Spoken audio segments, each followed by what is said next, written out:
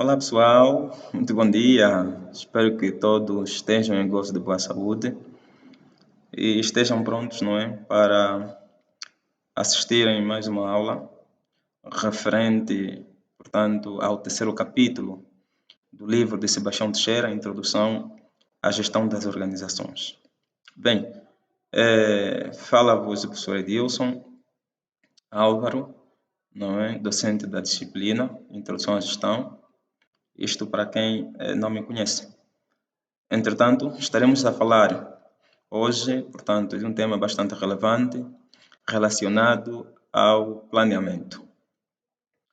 Importa dizer que a gestão é um processo administrativo através do qual é possível, portanto, alcançar os resultados, não é, através dos esforços dos outros. Isso de acordo com Sebastião Teixeira. A gestão é um processo administrativo porque ela não é estática, não é? É uma atividade meramente dinâmica, não é?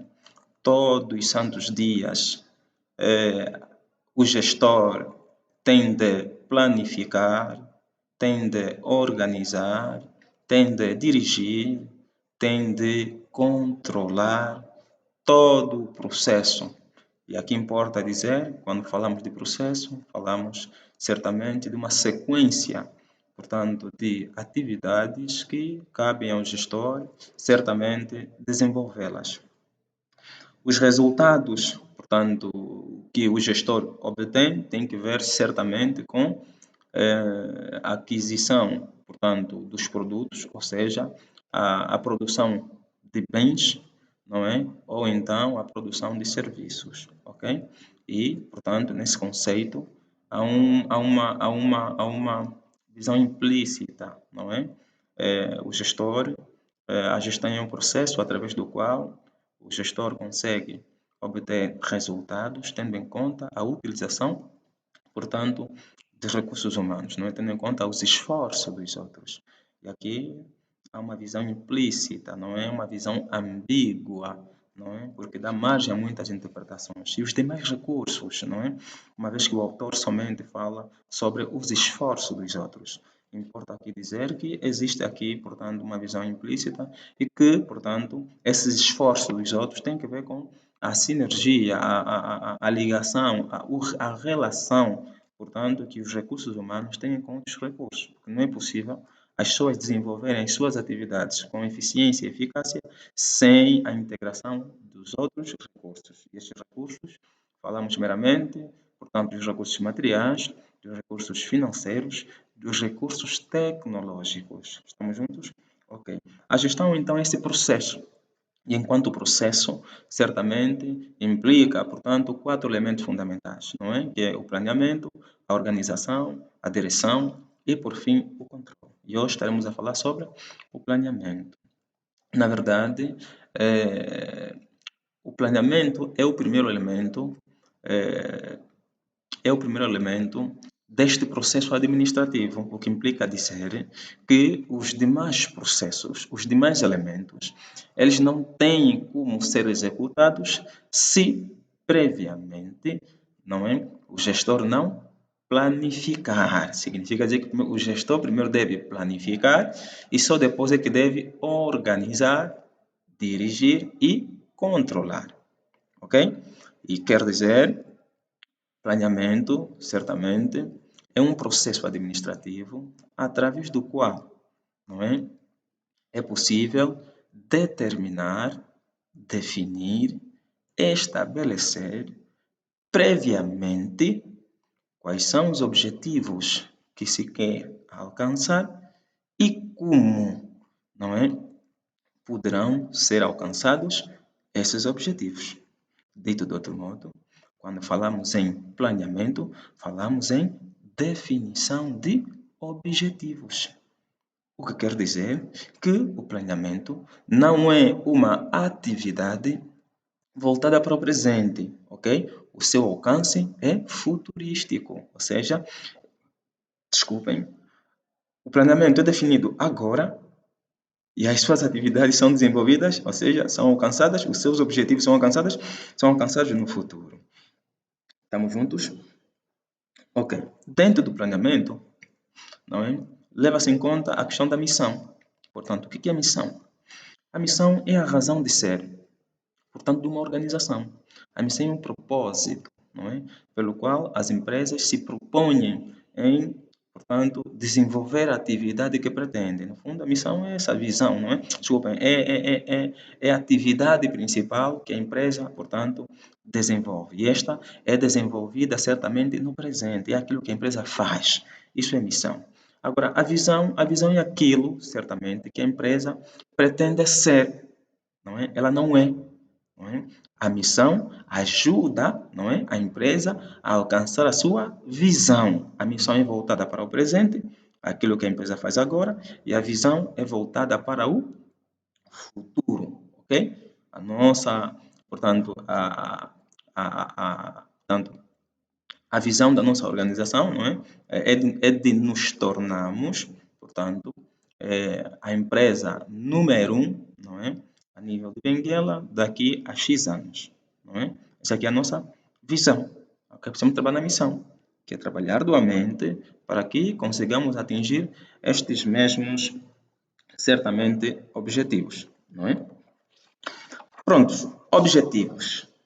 Os objetivos são metas, são resultados que as empresas se propõem em alcançar durante uma certa, atividade dentro de um determinado, portanto, dentro de um determinado tempo, não é? Ou seja, são metas ou resultados que, portanto, as empresas se propõem a alcançar em uma determinada atividade, num determinado período de tempo. E certamente os objetivos, segundo Sebastião Teixeira, apontam 5 características. A primeira característica é olhar para o objetivo enquanto hierarquia. Não é? O que quer dizer, os objetivos, para eles serem, portanto, definidos, que elaborados, né, quantificados, eles devem ser ordenados para que o alcance dos mesmos se deve ter em conta o grau de prioridade, ou seja, os objetivos devem ser elaborados, devem ser organizados, devem ser ordenados, tendo em conta o grau de hierarquia, não é? E o seu alcance, não é? O alcance de cada objetivo vai obedecer o grau de prioridade. Nesse caso, procura-se atingir os objetivos mais importantes ou mais relevantes e, não é? Até os menos relevantes. Objetivo de consistência, não é? Quanto à consistência, os objetivos eles devem certamente serem sólidos, não é? Serem firmes, não é? Deve ter aqui alguma consistência, alguma clareza, não é? Dos objetivos. E deve existir harmonia entre os objetivos ora definidos, ok? Hierarquia, eles precisam ser ordenados para que o seu alcance se deve, não é? Levar em conta o grau de prioridade, não é? Eu vou alcançar em função, não é, do grau de prioridade. Vou começar nos mais importantes até o menos importante. Consistência, os objetivos devem ser claros e deve existir harmonia entre, portanto, deve existir relação, não é? E harmonia entre os objetivos, desde o primeiro objetivo ao último objetivo, não é? Todos devem estar voltados para a mesma visão. Mensurabilidade. Os objetivos devem ser mensurados, certamente. Para serem mensurados, eles precisam ser quantificados, não é? Quer dizer que esses objetivos devem ser definidos, quantificados e só depois mensurados. O que é que isso quer dizer? Os objetivos devem ser comparados para que a empresa deva saber, não é? Até que ponto ela conseguiu, portanto, atingir os objetivos ora definidos. Se definiu 6, precisa saber até que ponto, não é? Até quantos objetivos ela certamente conseguiu atingir, não é? Até quantos objetivos. E os que não foram atingidos, saber o que esteve na base, não é?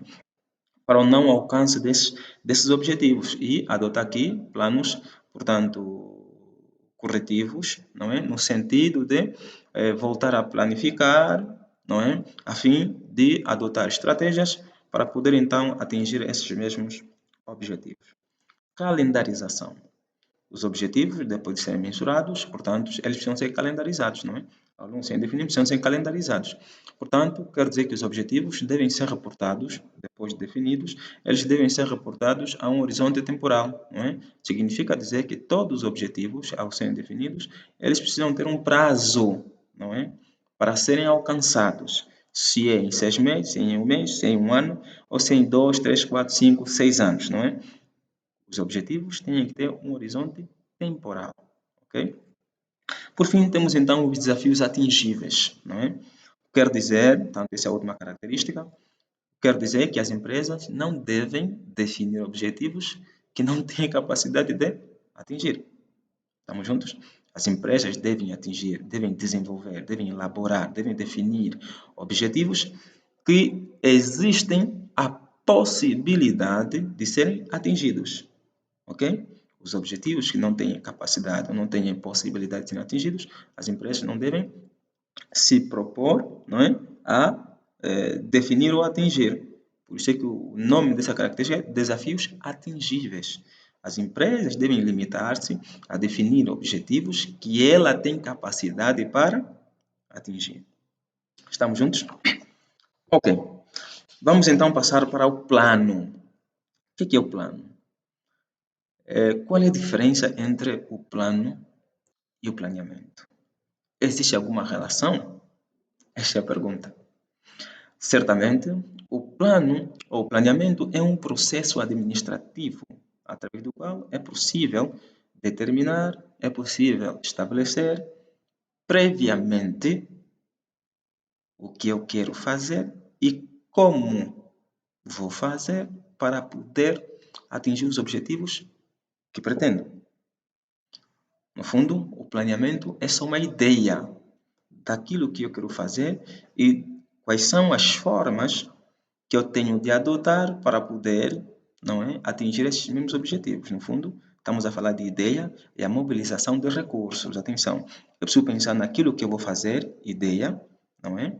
E eu preciso pensar como. Esse como tem que ver com a mobilização de recursos para materializar a minha ideia. Só ideia, não é? Então, o planeamento tem a ver com definição de objetivos, não é? Eu vou definir os objetivos que eu pretendo alcançar.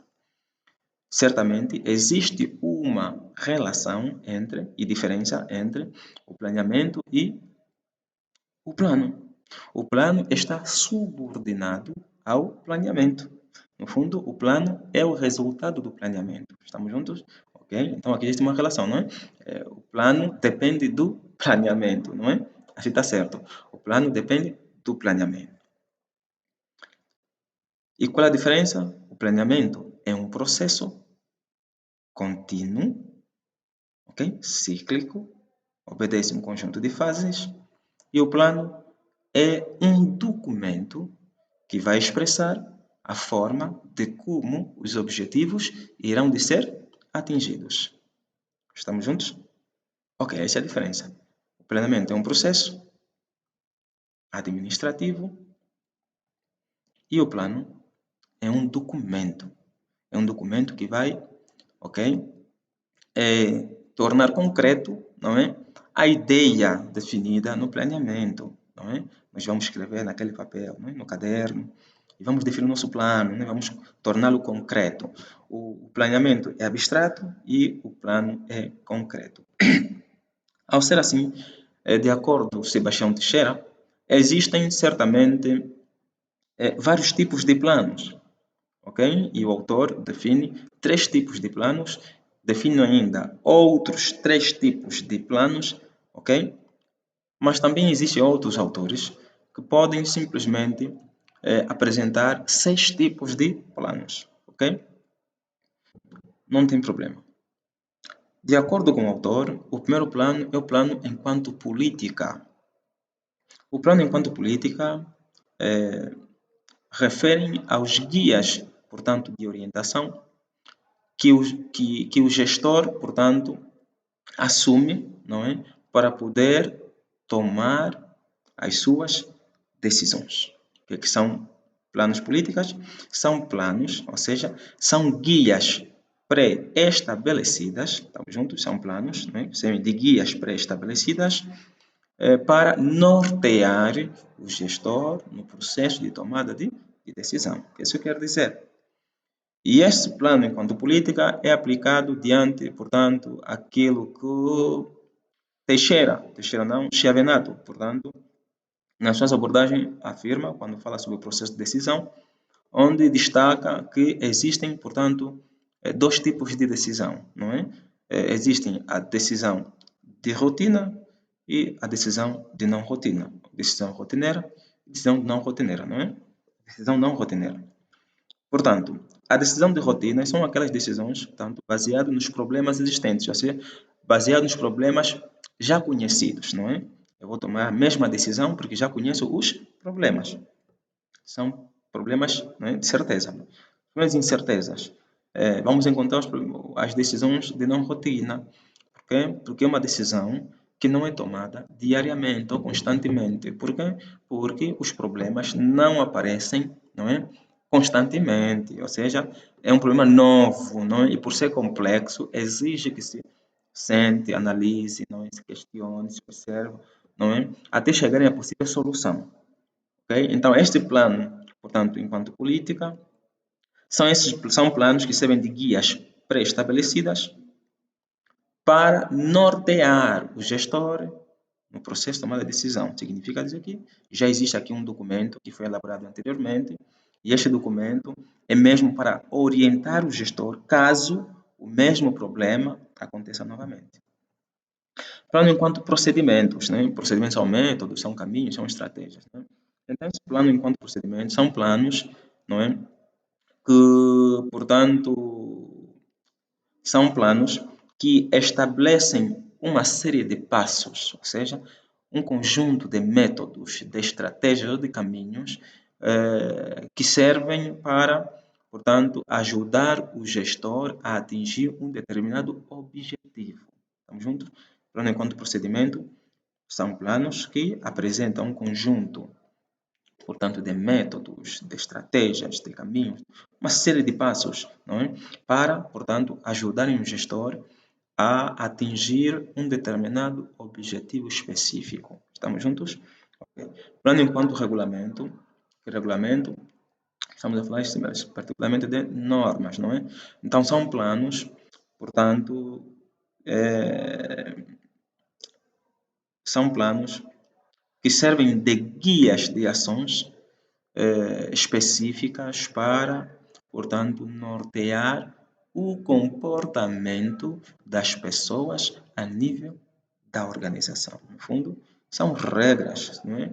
São normas que vão ditar a forma de como as pessoas poderão se comportar dentro da organização. A par disso, existem outros tipos de planos. Planos enquanto programas, que são planos, não é? Que apresentam duas variáveis, a atividade e o tempo. São planos, não é? Cujo procedimento apresentam duas variáveis. A primeira é a atividade e a segunda é o tempo. Ou seja, todo o programa deve, portanto, apresentar, portanto, a atividade a ser desenvolvida e cada atividade deve ter um horizonte temporal, ou seja, deve ter um tempo previsto. Um exemplo específico, temos o cronograma, não é? Que as empresas também utilizam para, portanto, definir as suas atividades e, portanto, colocam o prazo que as atividades poderão ser atingidas. Orçamentos. O plano enquanto orçamento, e temos aqui, portanto, são certamente documentos que vão estabelecer, portanto, as formas de como serão obtidas as receitas para poderem fazer face às despesas, não é, previstas. E este orçamento ele deve ser, portanto, deve ser expresso de forma quantitativa. Plano de contingência. O plano de contingência, certamente, são planos desenvolvidos para entrar em ação caso se verifique qualquer anomalia no plano original. Não é? No fundo, são planos alternativos preparados para entrar em ação caso o plano inicial esteja com algum problema. Para finalizar, temos então que os planos, os planos podem ser rígidos e também eles podem ser flexíveis, não é? Eles podem ser rígidos e também podem ser flexíveis.